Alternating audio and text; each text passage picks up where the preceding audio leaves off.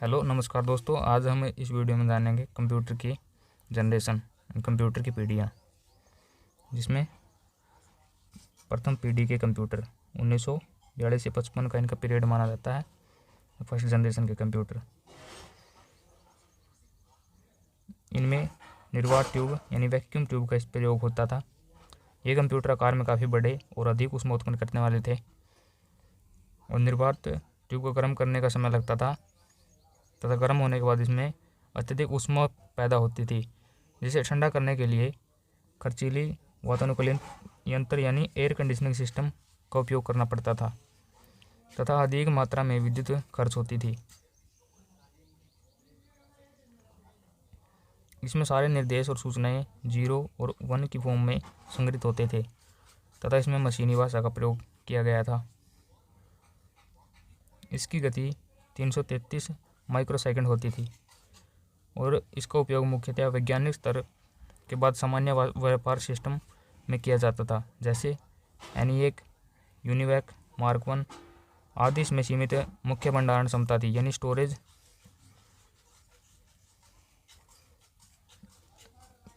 सीमित था। इसमें जो मेमोरी में सीमित क्षमता की थी। उसके बाद दूसरी पीढ़ी के कंप्यूटर 1955 से 1964। इस पीढ़ी के कंप्यूटर में निर्वात ट्यूब की जगह जो हल्के ट्रांजिस्टर का प्रयोग होने लगा। इनमें मैग्नेटिक कोर टेक्नोलॉजी का उपयोग करके स्टोरेज डिवाइसेज में उपयोग किया जाता था। इसमें असेंबली भाषा और उच्च स्तरीय भाषा का उपयोग किया जाता था। इसका उपयोग व्यापक व्यावसायिक प्रयोग और इंजीनियरिंग डिज़ाइन और इन्वेंट्री फाइल का अपडेशन आदि के लिए किया जाता था।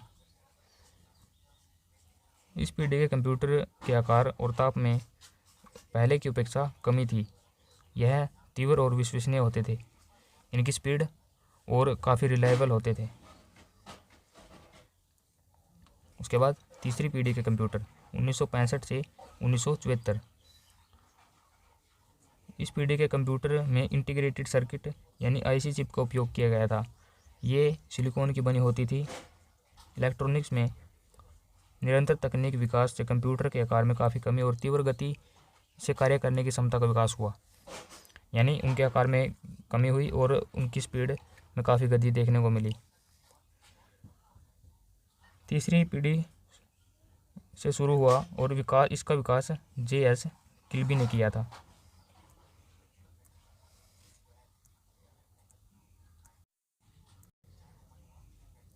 इसमें रैम यानी रैंडम एक्सेस मेमोरी का प्रयोग होने से मैग्नेटिक टेप और डिस्क के संग्रहण की क्षमता में वृद्धि हुई। इसमें फोर्ट्रॉन, कोबोल आदि भाषाओं का प्रयोग किया जाता था।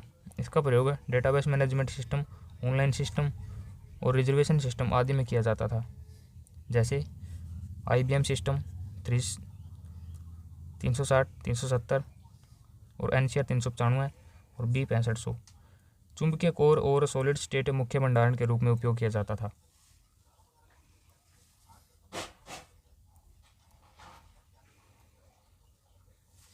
उसके बाद चौथी पीढ़ी के computer, fourth generation of computer. चौथी पीढ़ी के कंप्यूटर में IC चिप की जगह VLSI यानी वेरी लार्ज स्केल इंटीग्रेशन का उपयोग किया जाना प्रारंभ हुआ, जिसमें एक चिप में लगभग लाखों चीज़ों का संग्रहित किया जाता था। इसमें एक चिप में बहुत लाखों चीज़ों को संग्रहित किया जा सकता था। इस पीढ़ी के कंप्यूटरों में फोर्ट्रॉन 77, पास्कल, ADA, कोबोल 74 इत्यादि भाषाओं का उपयोग किया जाता था। इस पीढ़ी में मिनी कंप्यूटर का उपयोग में वृद्धि हुई। इसमें भिन्न भिन्न हार्डवेयर निर्माता और यंत्र के बीच अनुकूलता थी, ताकि कोई भी उपभोक्ता किसी एक विक्रेता पर बना ना रहे। इस पीढ़ी के कंप्यूटर जिसमें computer IBM, PC XT, Apple II और इंटेल 4000 चिप आदि। पांचवी पीढ़ी के कंप्यूटर 1980 से प्रेजेंट यानी अब तक। Fifth generation of computer. पांचवी पीढ़ी के कंप्यूटर में VLSI के स्थान पर ULSI यानी अल्ट्रा लार्ज स्केल इंटीग्रेशन का विकास हुआ और एक चिप के द्वारा करोड़ों की गणना करना संभव हो चुका। इसमें स्टोरेज के लिए कॉम्पैक्ट डिस्क का विकास हुआ। इसमें इंटरनेट, ईमेल और वर्ल्ड वाइड वेब का विकास हुआ। बहुत छोटे तथा तीव्र गति से कार्य करने वाले कंप्यूटर का विकास हुआ और प्रोग्रामिंग जटिलता कम हुई।